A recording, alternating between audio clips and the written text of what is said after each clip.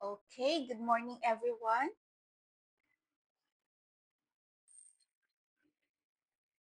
So for today, welcome again to our English course, English Maritime course.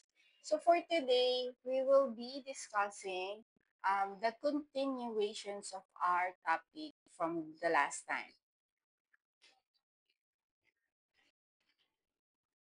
So it's still about the Marine Communication Protocol. So we will just continue some topics for today.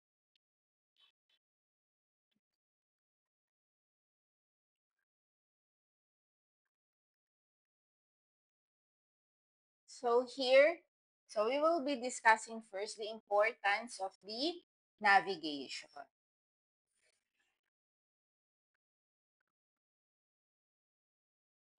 So navigation in the maritime industry, this is very important, of course, for the safety and efficiency and compliance with international regulation. So this is to ensure that the vessel can safely navigate so we can avoid the collisions and groundings.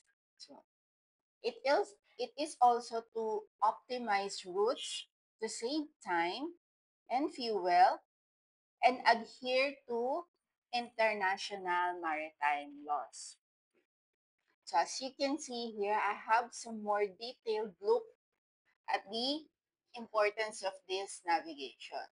So first is for the safety.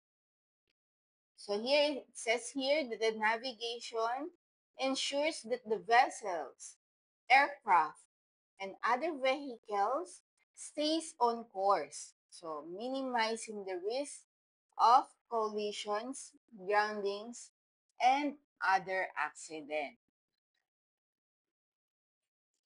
So the navigation is the primary method for determining the vessel's positions and plotting a course to its destination. So it is very important to have a proper navigation practices. So including the using of the charts, electronic navigation systems, and maintaining vigilance are essential for preventing the collisions and groundings.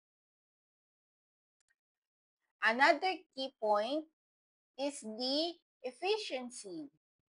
So, the accurate navigations help optimize travel routes, saving time and fuels, and ensuring timely arrival at the destination. So, this is essentially important, especially for the large vessel and even in the small deviations from a planned course can result in a significant delays and increased cost. So it is meaning that the accurate navigations allow for optimize the routes and as I can say the reducing the travel time and fuel consumption.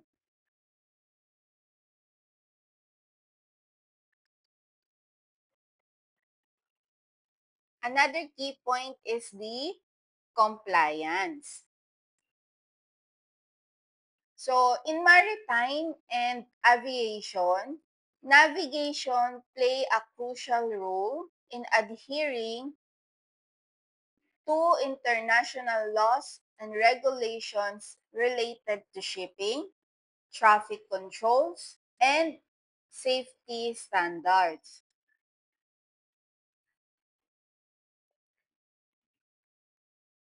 So, in international maritime regulations, um, and such as the international conventions for the SOLAS, the safety of life at sea.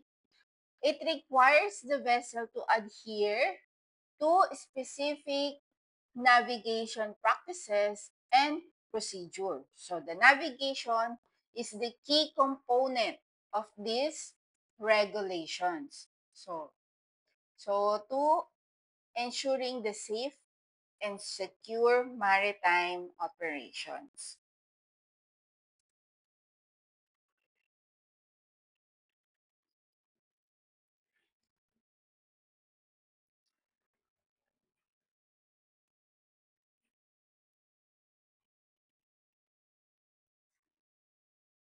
So here another one is the website navigation.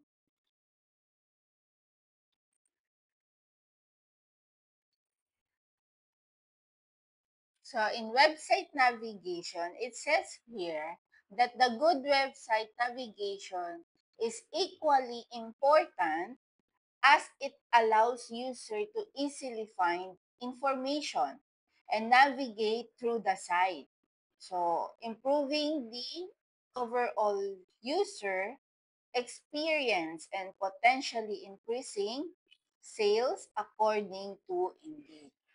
So the use of the electronic navigation system or in the technologies has revolutionized the maritime navigation. So it helps for enhancing safety, efficiency, and compliance with the international regulations. So it can also code as the e-navigation. So the system integrate various pieces of information such as the position, the weather, and the route planning to provide a comprehensive and real-time view of the navigation environment.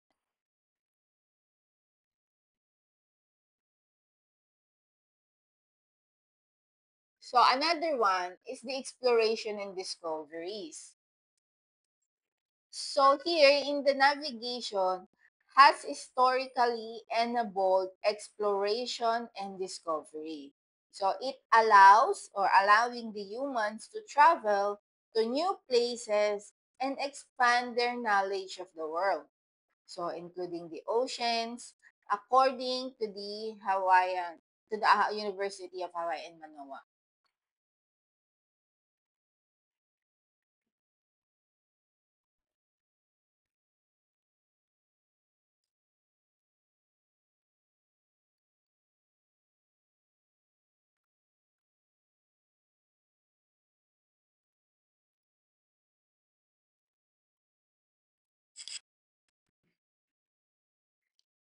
So here, so the navigational warnings are broadcast to mariners to inform them about the potential dangers or changes in navigational aids that might not be yet marked on charts or published in standard notice. So it includes these on the list, such as the hazards, so such as the newly discovered wrecks, icebergs, drifting containers, or areas where naval exercises are taking place.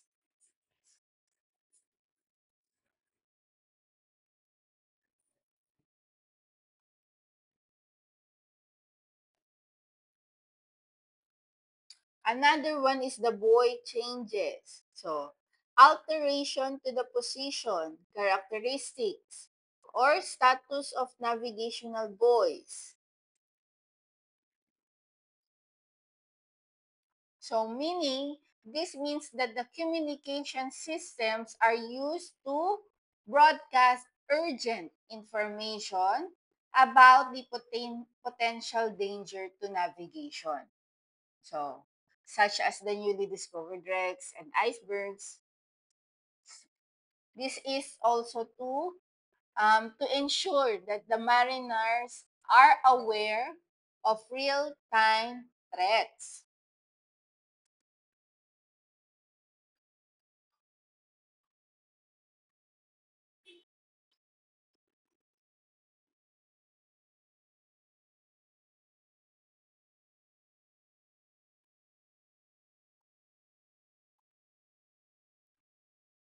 So here the other dangers. So any other information that could affect a vessel safe passage, like unexpected shallow water or temporary restriction in the channel.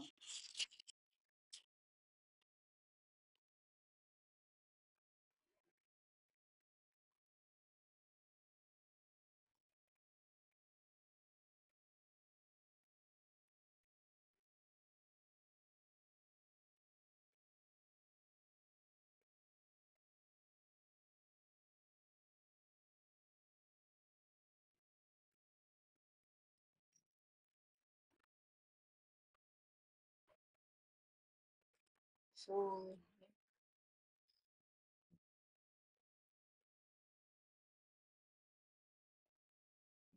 so here we have also what we call the communication with vessel traffic services or the VTS.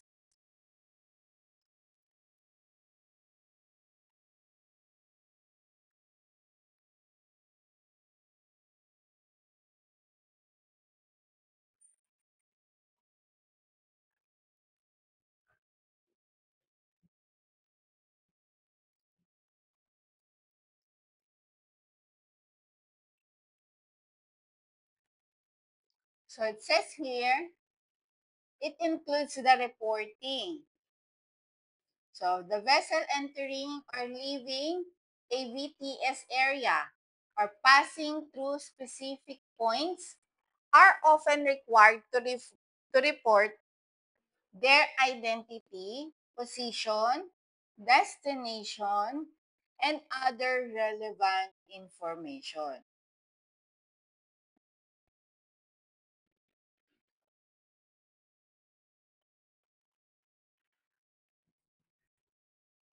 So, so here, the communication with vessel traffic services, this is the aspect of the maritime safety because this is to relying on a clear and consistent communication protocol.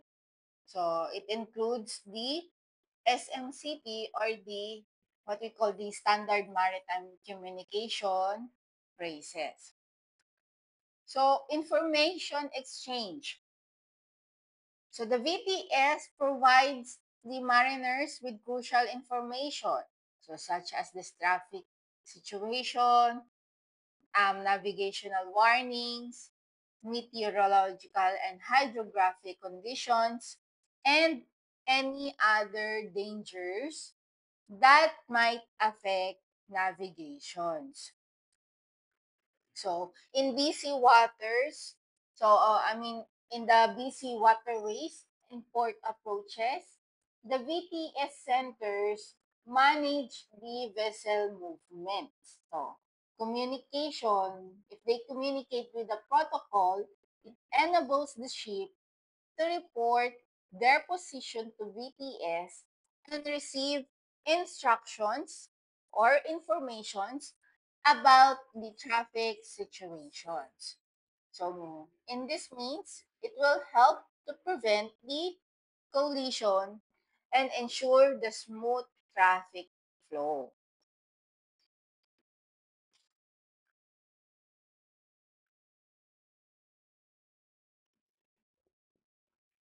So, so the importance of this navigation really emphasize that robust communication is the backbone for providing mariners with the critical information and coordination needed to navigate safely and efficiently across the oceans.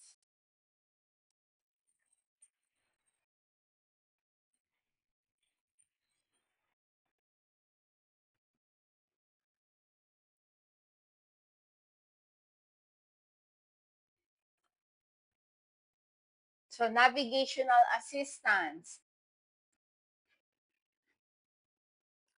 So here we have here the communication. So The communication with BTS typically involves the navigational assistant. So, in certain situations, that the BTS may provide the navigational advice or instruction to vessels to prevent the collisions, groundings, or other incidents, especially in complex or congested areas.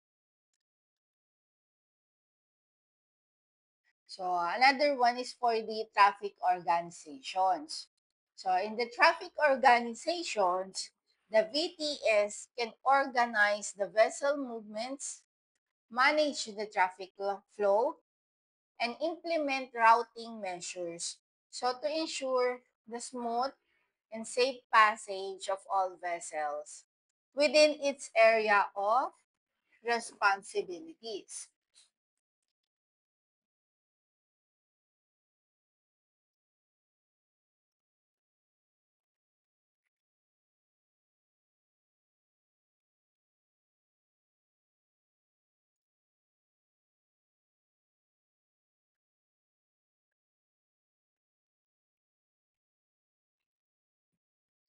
So another one is the reporting. The vessels entering or leaving a VTS area. So passing through the specific point are often requires to report their identity, position, destination, and other relevant information. So BTS provides mariners with crucial information such as the traffic situations, navigational warnings, meteorological and hydrographic conditions, and any other dangers might affect navigation.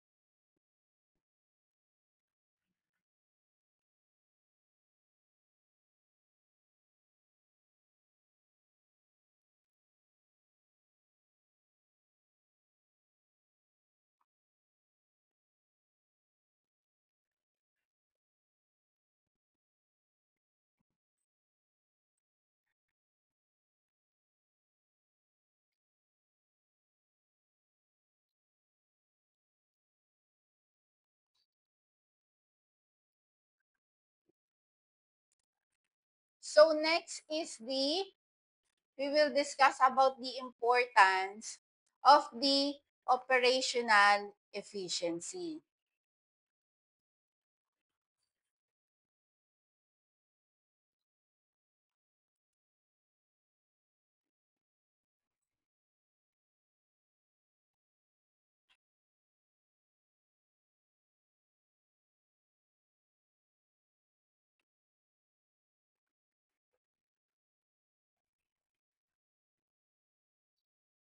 So in this section, it highlights how the effective maritime communication protocols are crucial for the smooth and efficient running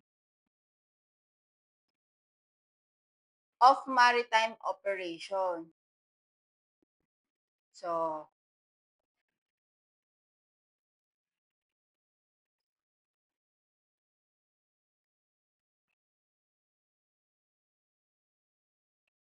so here we have the port entry. mm, I mean um the list of important is here first, of course, the cost reduction.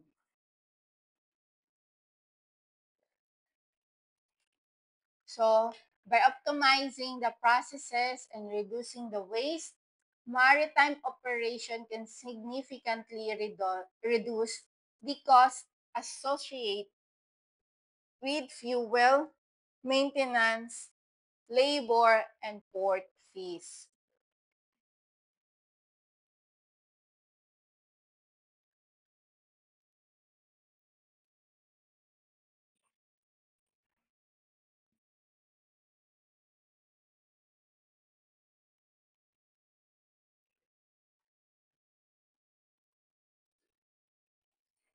So in fuel consumption, the efficient of the vessel operations, it includes the optimizing the speed and route selection. So it can significantly reduce the fuel consumption. So when you have the reduce of the fuel consumption, it will lead to lower cost.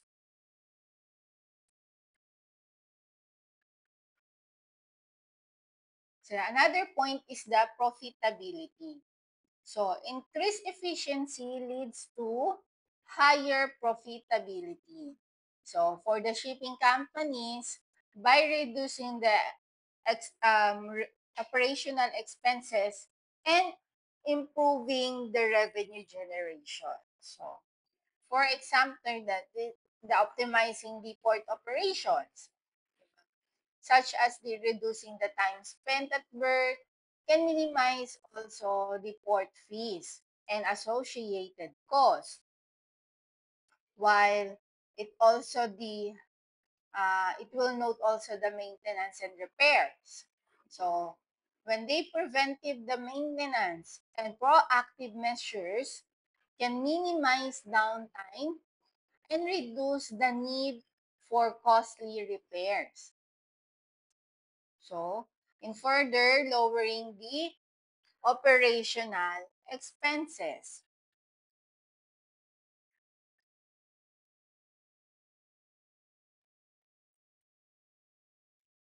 Okay, another point is the environmental sustainability.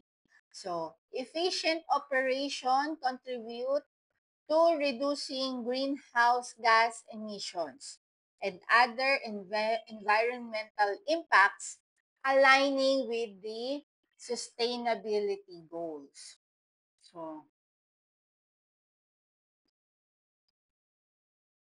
So, so when they improve the operational efficiency, so it including the lower speed and better fuel management, can drastically reduce the greenhouse gas emission. Okay, then in the maritime operators, it can also ensure compliance with increasingly stringent environmental regulation by adopting the efficient practices. So by that, they will have the compliance with the regulation.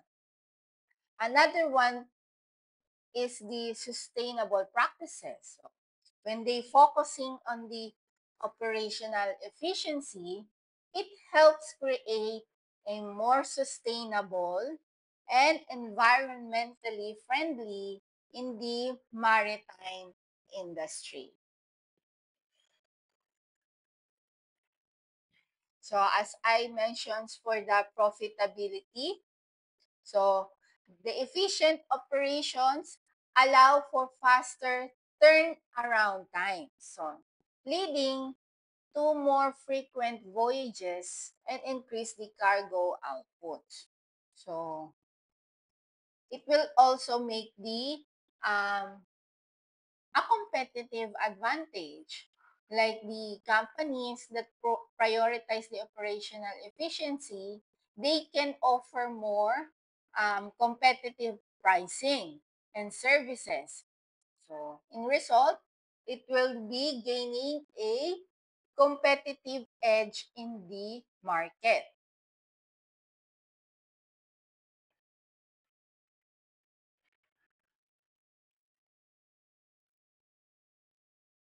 So here, as I just mentioned, it's about the industry competitiveness.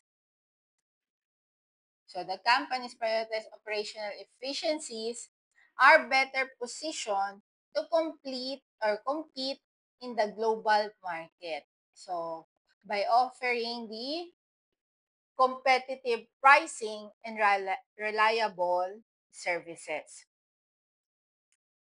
It also resource optimization. So The efficient maritime operation involve optimizing the use of resources such as the fuel, labor, and infrastructure.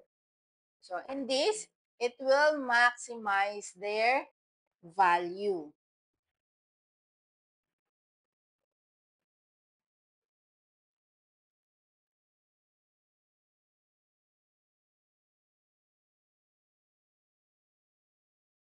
So by demonstrating a commitment to operational efficiency and sustainability, companies can improve their reputation and attract more customers. So, and another one is to improve, of course, the safety, right?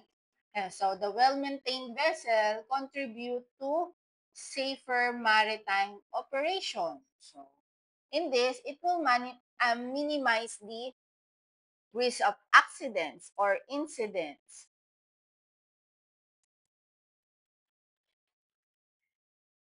So the operational efficiency is not just about reducing the cost. It's about building a more sustainable, profitable, and competitive maritime industry for the future.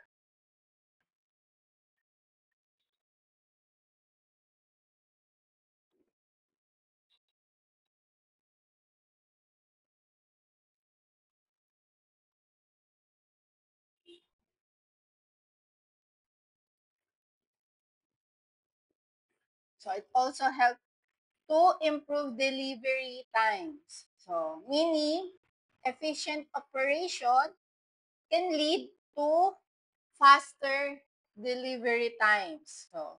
So it will benefit both shipping companies and customers.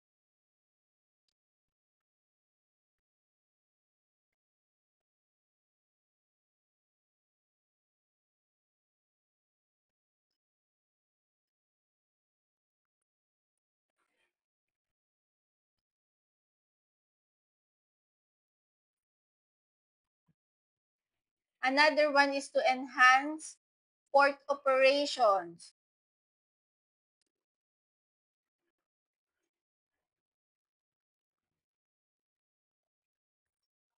So by optimizing the port operation, it includes the turnaround time and cargo handling. So it contributes to overall efficiency in the maritime supply chain.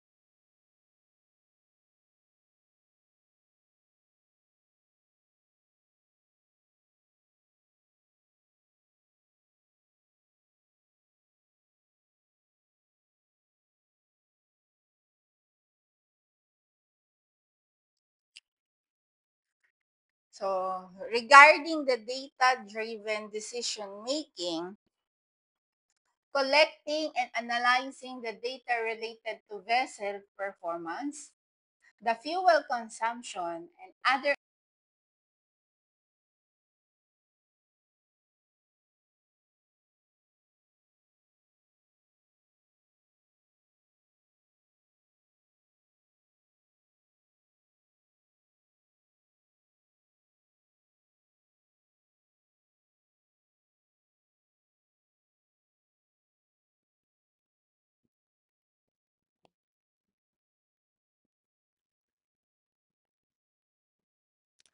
Okay. Another one is the collaboration and transparency. So, improving the data transparency and fostering the collaboration between the stakeholders, such as the ship owners, charterers, and port authorities, can further enhance operational efficiency. So here, so when we optimize the operations, it ensures that the vessels are reliable and perform as expected, meeting the needs of the customers and the stakeholders.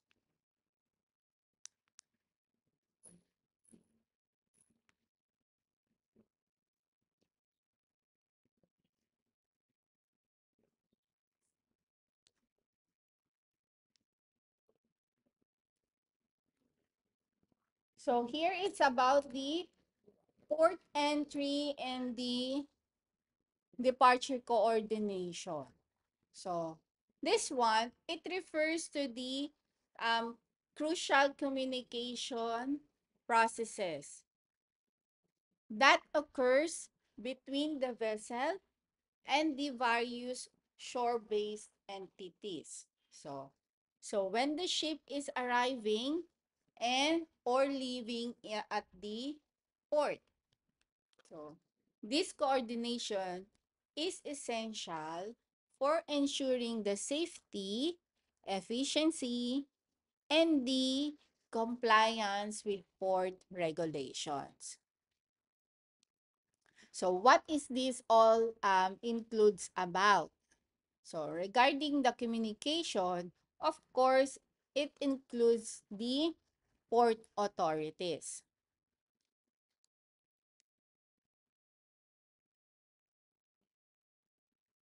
So to get permission, so when you communicate with the port authorities, you will get the permission to enter or departure.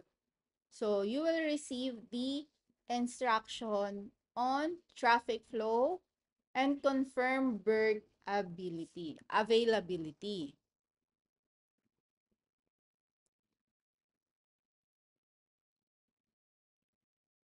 So here another one is the pilot services. So it will arrange for a pilot to board the vessel and guide it through restricted waterways or into the berth. So here another one is the tugboat services. So it will coordinate the assistance of tugs for maneuvering the ships in confined space. Another one is the shipping agent. So here, this is the one who handle the administrative and the logistic arrangements for the vessels stay in the or while staying in the port.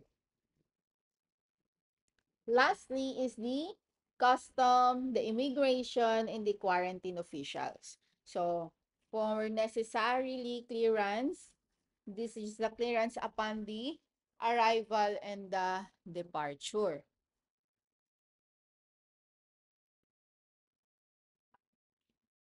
Okay. So, for us to have an effective communication during this phase, it will help the to prevent the delay, right?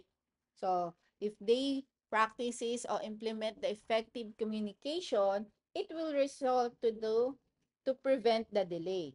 So, by this, by ensuring all the necessary services are ready and available. One more thing is, of course, to avoid the congestion. So, how do we do this? By managing the flow of the vessels in and out of the busy port areas. And lastly, of course, it will also help the enhance of the safety. So when they coordinating the movements and sharing critical information about the conditions within the port. So it will result for a better and safety operations.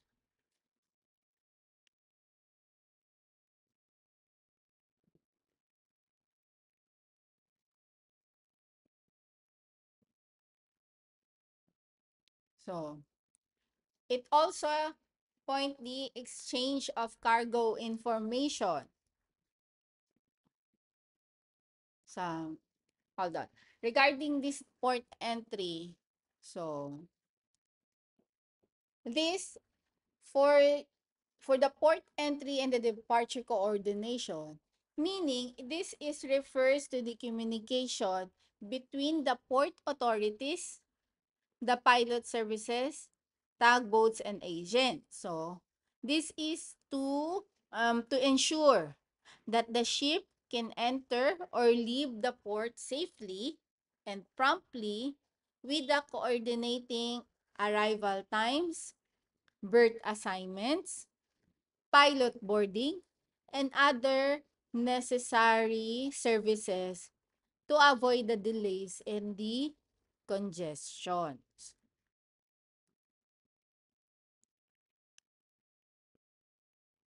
So that's how do we um the importance for the operational efficiency.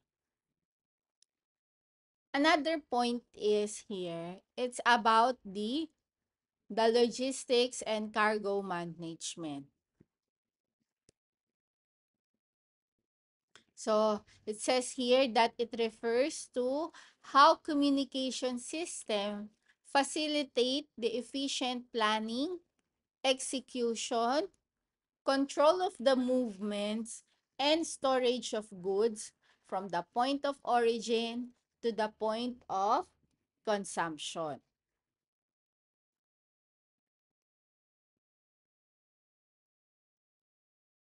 So, this communication enables the exchange of information related to the vessel's cargo. So, the loading and unloading plans and updates on cargo status. So, it also facilitate the communication with the shore-based logistic teams to ensure the timely delivery and efficient handling of goods. So here, as I said, the exchange of cargo information. This includes the sharing the details like cargo manifest, the loading and unloading plans, special handling instructions regarding the dangerous goods, and updates on cargo status. Another point is about the coordination with the shore-based team. So, ships communicate with the port operators, stevedores, customs, and other logistics providers on the shore. So, on this, it will ensure that the cargo operations are carried out smoothly and on schedule. Okay?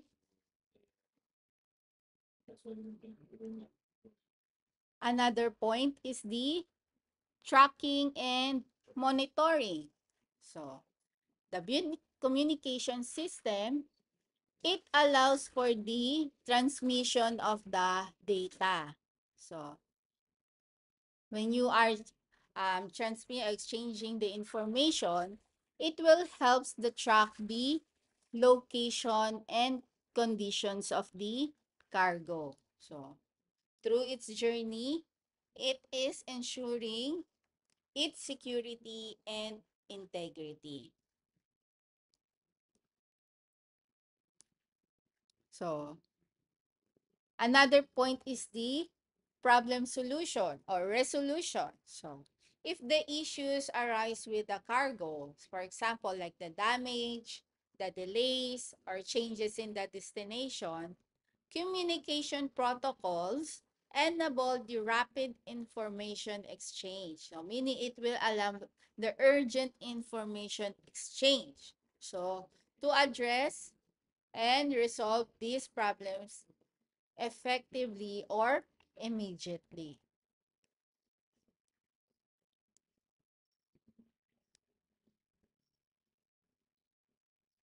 So here, so the communication and enables the exchange of information related to the vessel's cargo. It facilitates the communication with the shore-based logistic teams to ensure the timely delivery and efficient handling of goods.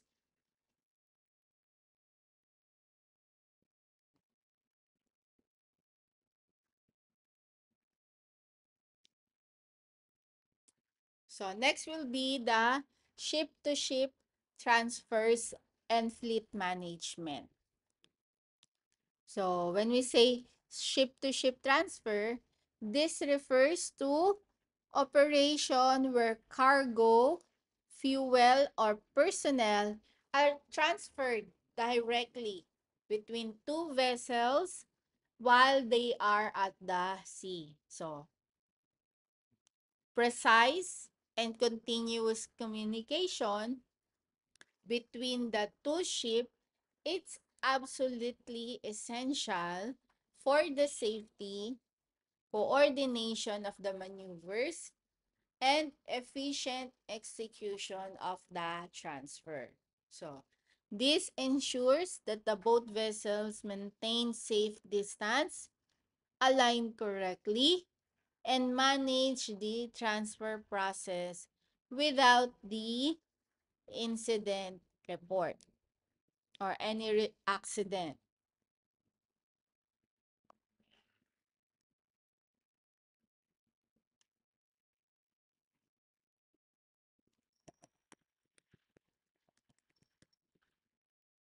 So next is the fleet management.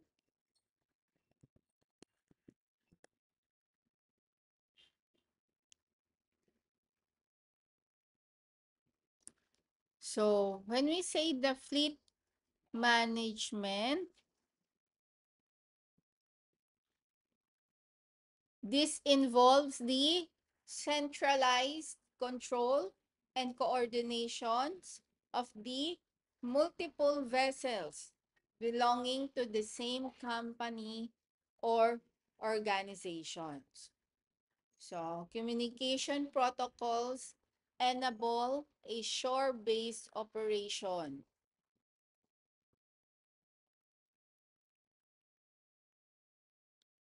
So, monitoring the location status and performance of each ship in the fleet.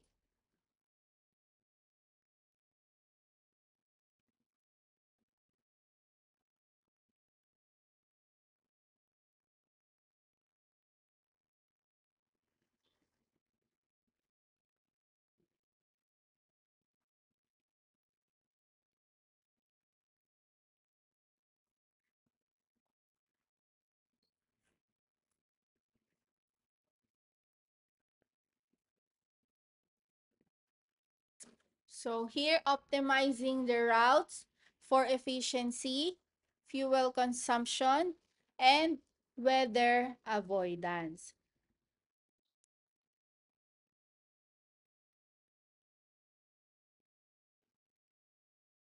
So it also manage the schedules and assignments for the vessel.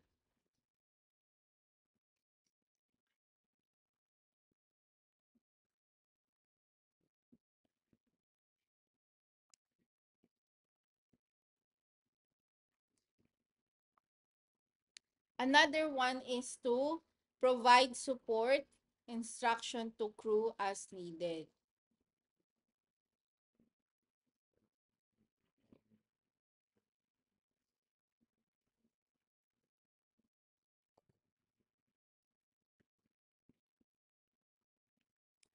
Another one is also to respond to any operational issues or emergencies across the entire fleet. So, here, this ship to ship transfer, meaning this is a specialized operation involving the transfer of the cargo between seagoing vessels, emphasizing safety, planning, and adhere to international standards.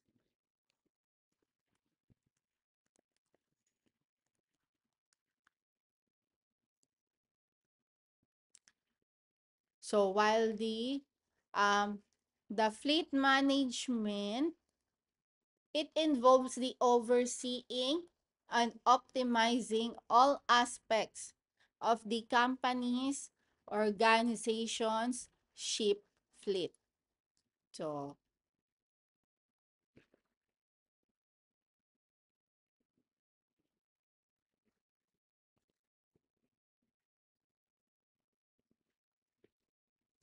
okay. Now we have now the importance of the environmental protection.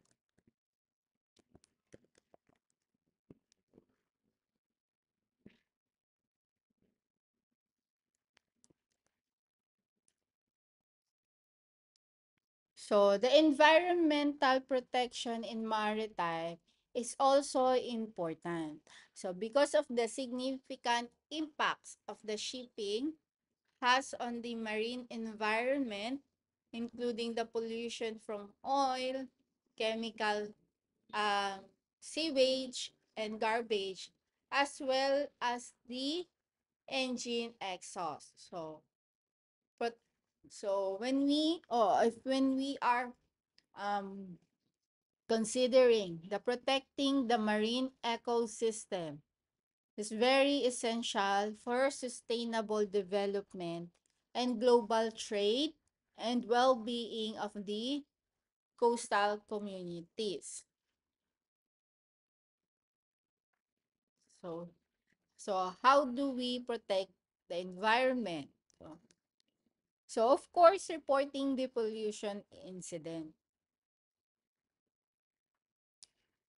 So this means that communication system enable the vessels to quickly and accurately report any instances of pollution they observe. So such as the oil spill, chemical discharges, or illegal dumping. Timely reporting is crucial for authorities to respond rapidly and minimize the environmental damage.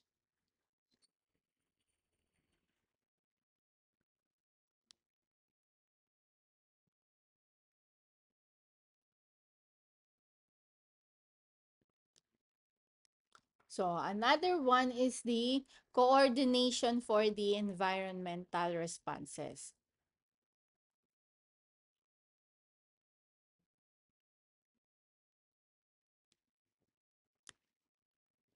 So once the pollution incident is reported, The communication protocols facilitate the organized efforts of the various entities.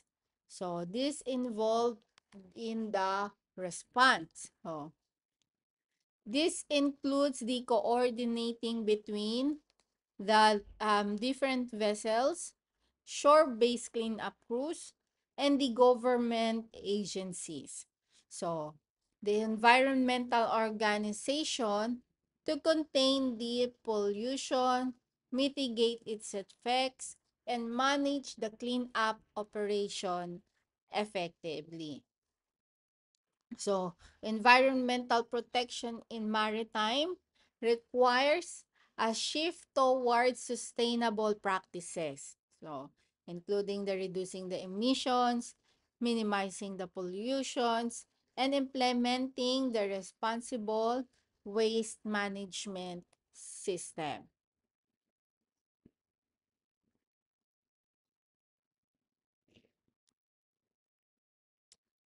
So, monitoring of protected marine areas. So, communication system are also used to transmit the data and information related to the ongoing monitoring of designated protected marine areas.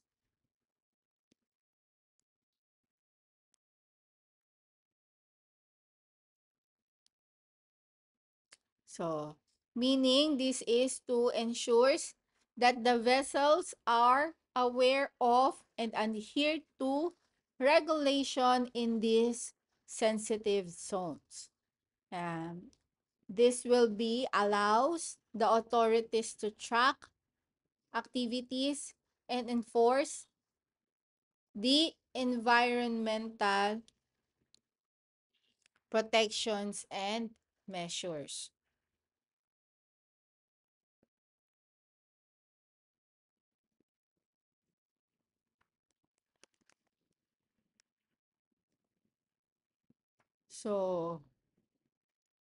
So, in marine pollution, they can have adverse the effect of human health. So, including the respiratory problems, skin irritations, and other health issues. By means of this, protecting the marine environment is also important for maintaining the public health and the safety,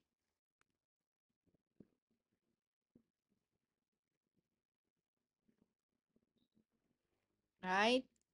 So, maritime communication, it served as the critical tool for environmental stewardship, allowing for rapid information exchange to prevent, respond to, and manage threats to the health and sustainability of the world's ocean. Okay?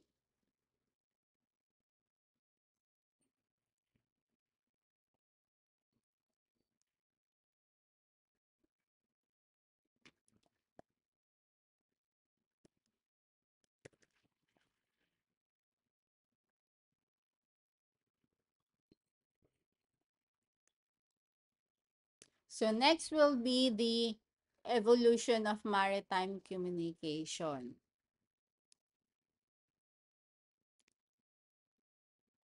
So in early methods, they use flags, lights, and the semaphore.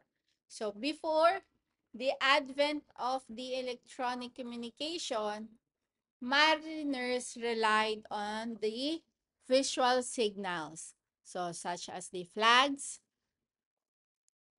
convey messages, lights were used at night, and semaphore involved using flags or arms to signal letters. So these methods were limited by distance, visibility, and required direct line of the sight. So in ancient time, communication was primarily visual. So using fires also, they use that as the one of this is the smoke signals and the flags. They relay messages between the ships and the shore. So, so the semaphore systems,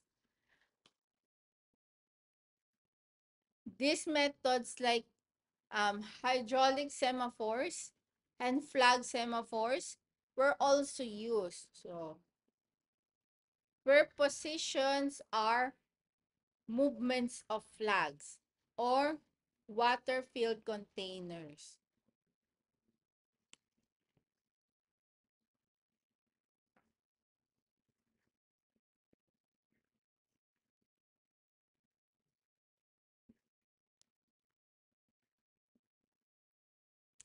So another one is the introduction of the telegraphy and Morse code.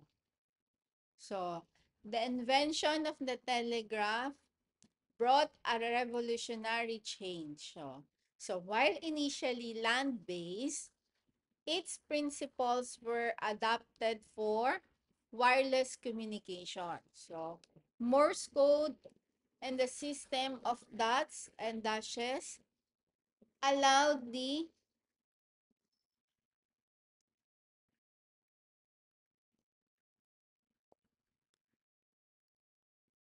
allowed for the transmissions of messages over much longer distance than visual signals, even in poor visibility.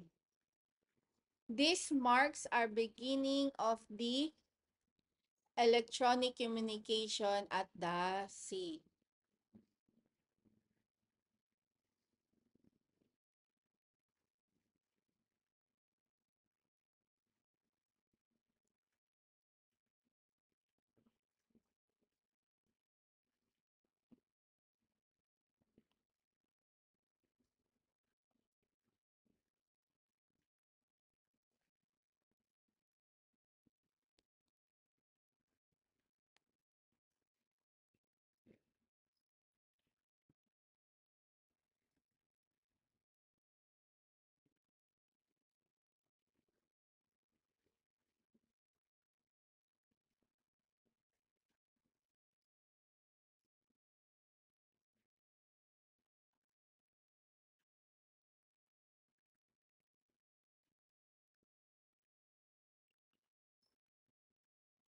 Next is the rise of the radio communication.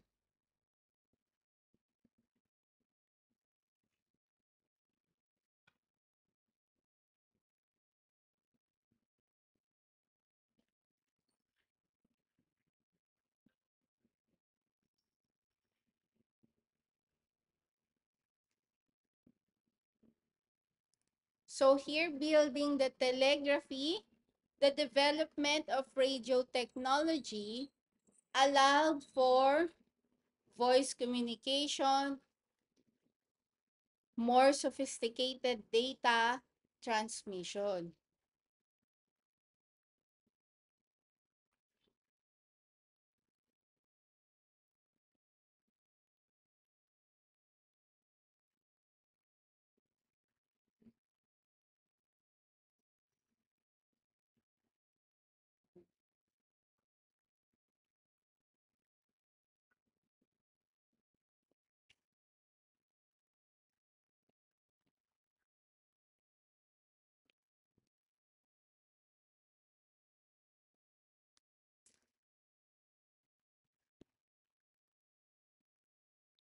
So, in modern era of maritime communication,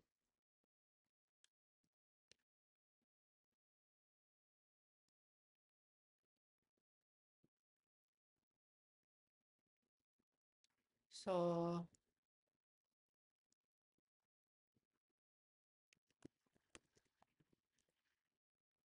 So here, integration of satellite technology. So this is also start of the maritime communication.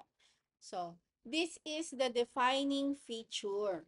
So instead of relying solely on terrestrial radio, So the modern maritime communication heavily incorporates satellites. So this will be like the Inmarsat, Iridium, and VSAT.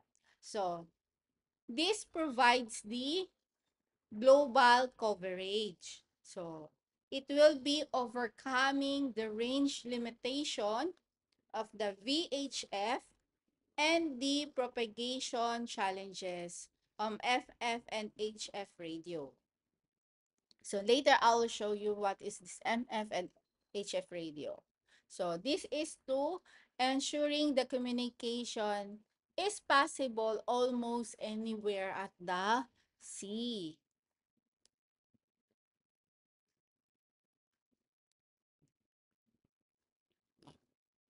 Another one is the digitalizations and the automations. So this refers to the shift from analog to digital communication method. So for example, it includes the digital selective calling or the DSC for automated distress alerts and routine calls.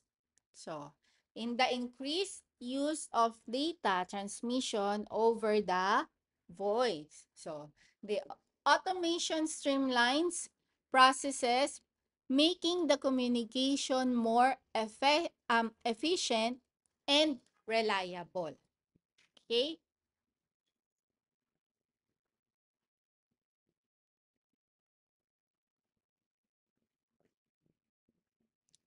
So, focus on global and coverage and reliability.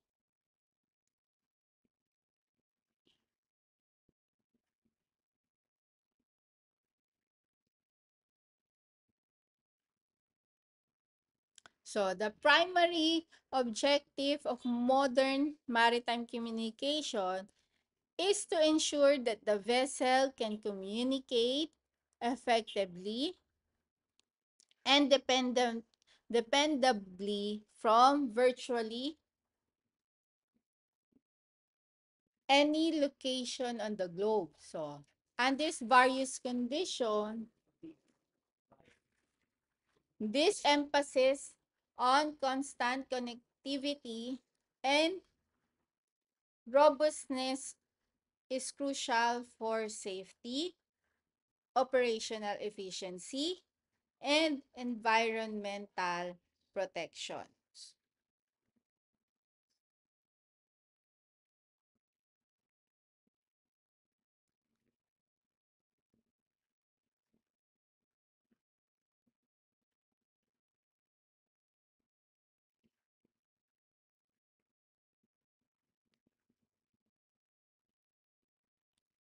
So in the global, um, so um, so in the modern era of maritime communication, this era leverage the advanced technology to create a more interconnected, reliable, and globally accessible communication network for the maritime industry.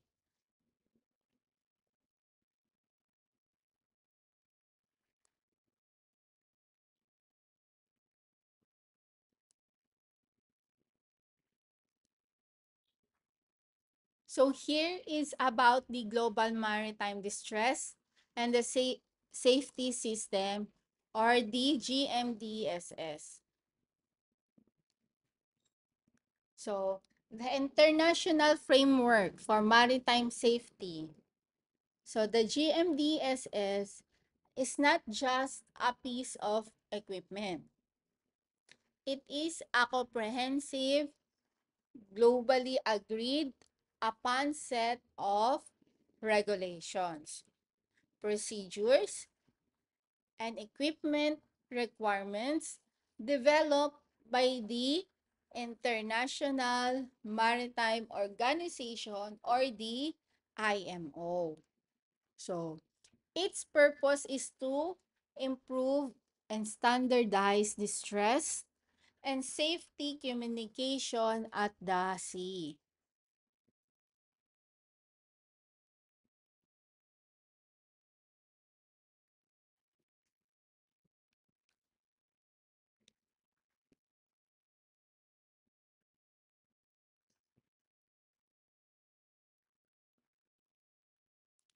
Another one is the mandatory for SOLAS compliant vessel.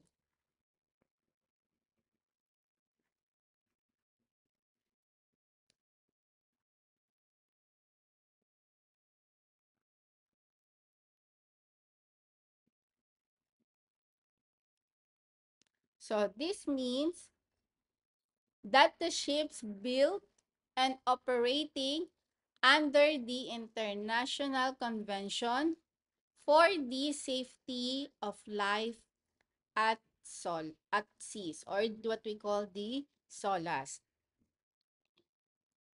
which is generally large commercial vessel and passengers ships. So these are legally required to carry and operated GMDSS equipment.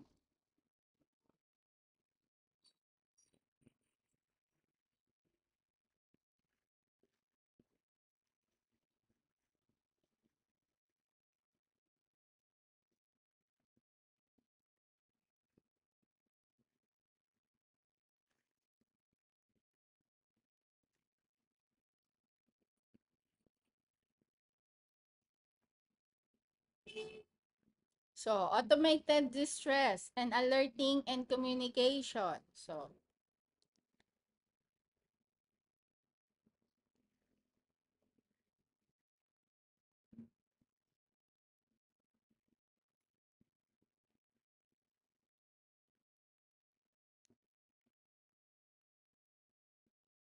the key features of the GMDSS is its ability to automatically send out distress alerts. So with a minimal human intervention. So this significantly reduces the time it takes for rescue authorities to be notified of an emergency, and it also facilitates subsequent communication for coordinating search and rescue operations. So it moves beyond traditional voice only communication to include the digital and satellite-based system for more reliable and efficient alerting.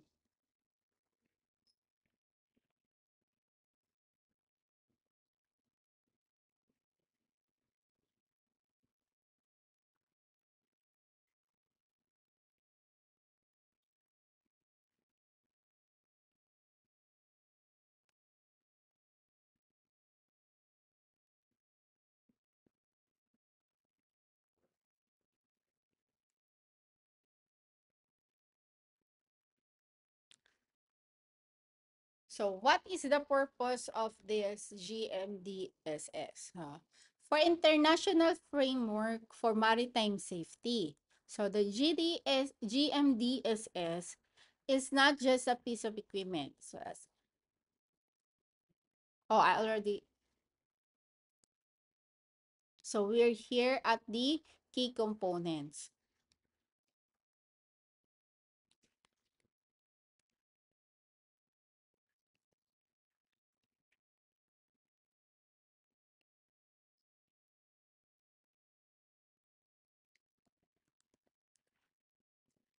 So here, it says here that the satellite communication system, or the Inmarsat, or the Iridium, right?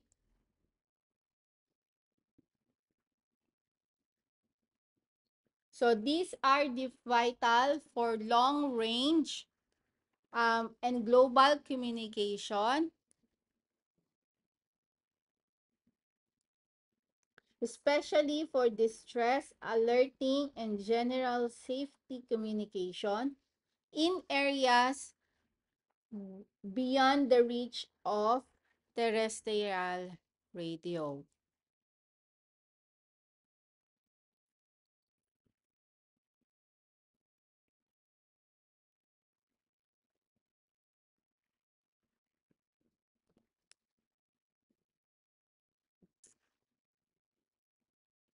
So, here the Inmarsat. So, this is used for the um, geostationary satellites for coverage across most of the world's oceans.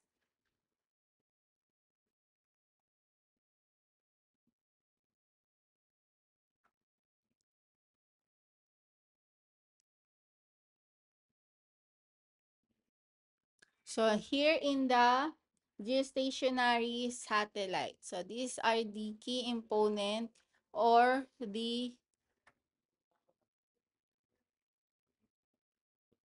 for the Inmarsat. So this means that the Inmarsat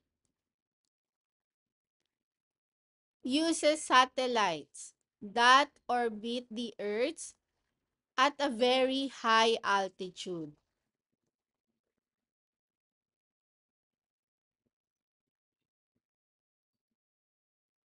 So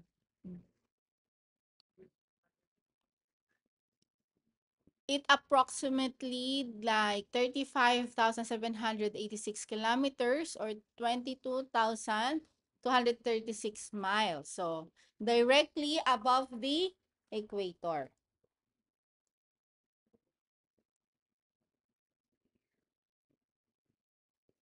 So global coverage. So due to their geostationary orbit over the equator, so Inmarsat satellites offer intensive communication coverage across most of the world's ocean.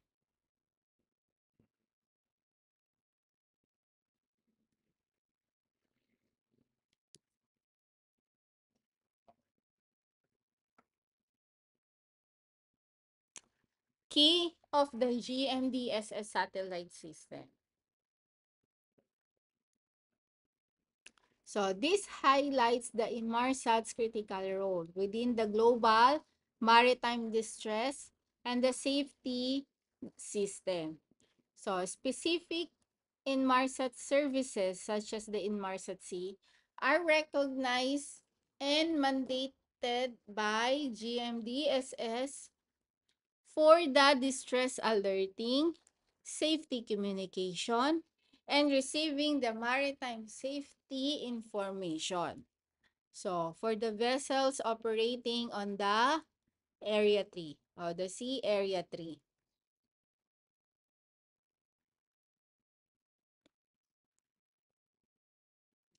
So, here I have the Iridium. So, this one is uses for the constellation of the low Earth orbit or what we call the LEO.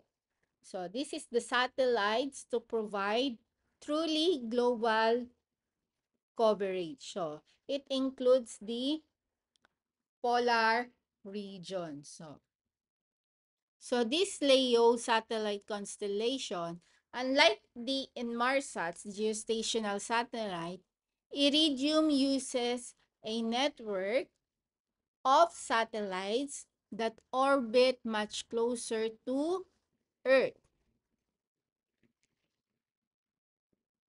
So this is the key differentiator for Iridium. So due to the LEO orbits or the Iridium satellites are able to provide coverage over the entire globe. So this including the north and south poles. So where the geostationary satellite cannot reach. So this is the truly global coverage including the polar regions.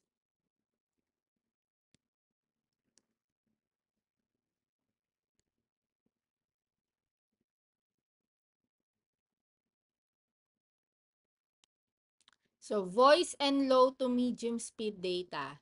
So, the Iridium is well suited for reliable voice communication and data transmission at the lower to moderate speed.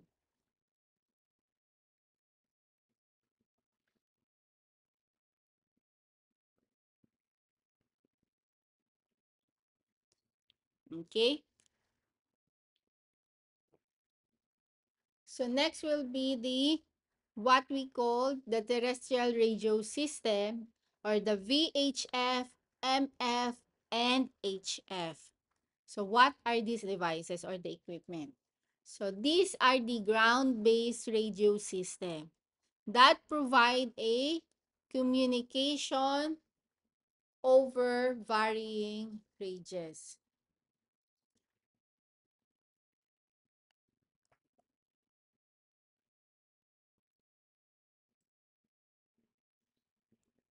So they are using the VHF, or the very high frequency, for short range communication. So primarily line of sight. So example is the ship to ship or ship to shore or the coastal water. So there will be two-way land radio. So the marine radio and the aircraft communication. So the VHF, marine radio, it allows instant communication with other boats, marinas, and other coast guards. So in GMDSS, or the Global Maritime Distress and Safety System, this is used for a short range communication in sea areas A1. So, where the VHM radio is primarily the means of communication. We also have here the MF, or the medium frequency. So, for the medium frequency, the communication is medium range. So, it extends beyond the VHF coverage. So, this is more longer than the VHF. So, MF radio is used in sea areas A2. So, where the VHF is supplemented with MF for longer range communication. Okay. We also have here what we call the HF, or the high frequency. So this time it used for the long range. So it often global communication using the skywave propagations. So here it has the very long distance using the anisophonic reflection. So this is used for the long distance communication, especially for sea areas A3 and A4. So where the VHF and FF are not reliable.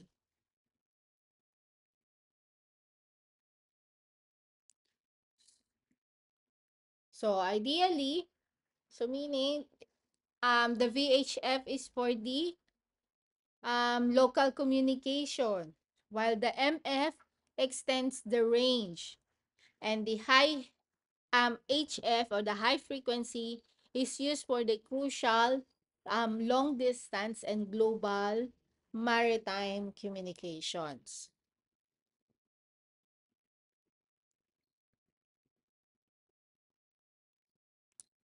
We also have here the distress alerting service devices. So such as the EPIRB or the SART.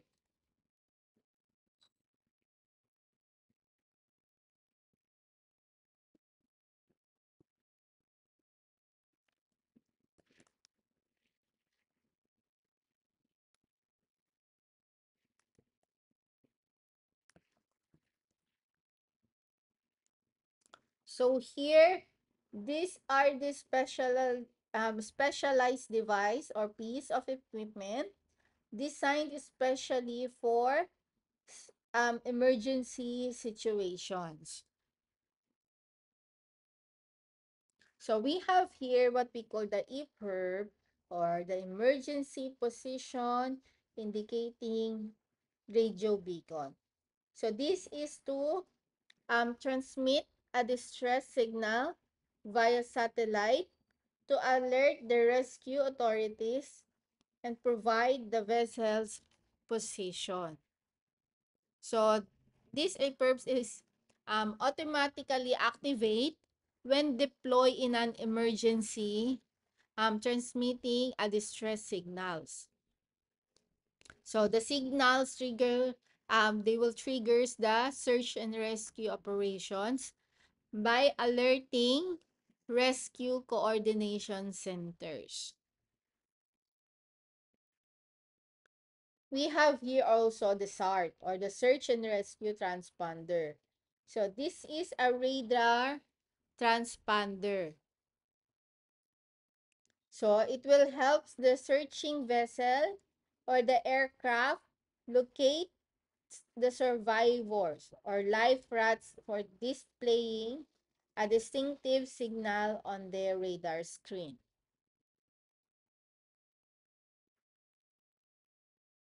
So this is used for to pinpoint the location of a distressed vessel or a person, especially when rescuers are close.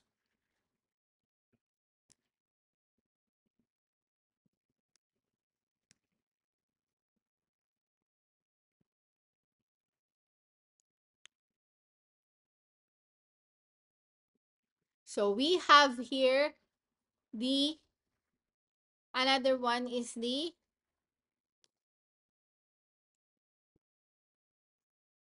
Navtex.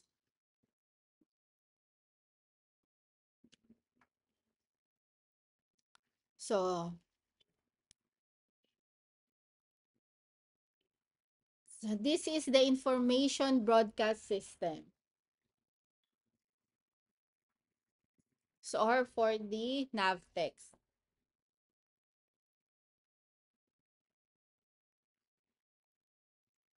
So this is the system provides an automated way for ships to receive the urgent maritime safety information.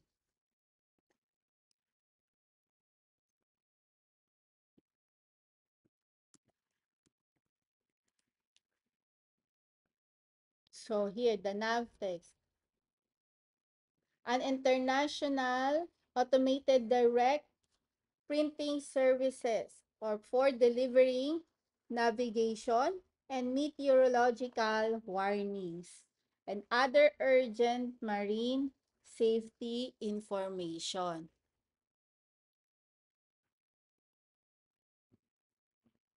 So this Navtex, 8 transmissions are made for coast radio stations on a 24-hour basis, right? So this is the International Maritime Radio Telex System. So that broadcasts the local maritime safety information or the MSI to the ships. So this Navtex, it provides the essential navigational and safety information, including the navigational and meteorological warnings. So, so you just have to remember that this Navtex help the ship stays informed about the potential hazards of safety information, contributing to safer maritime navigations.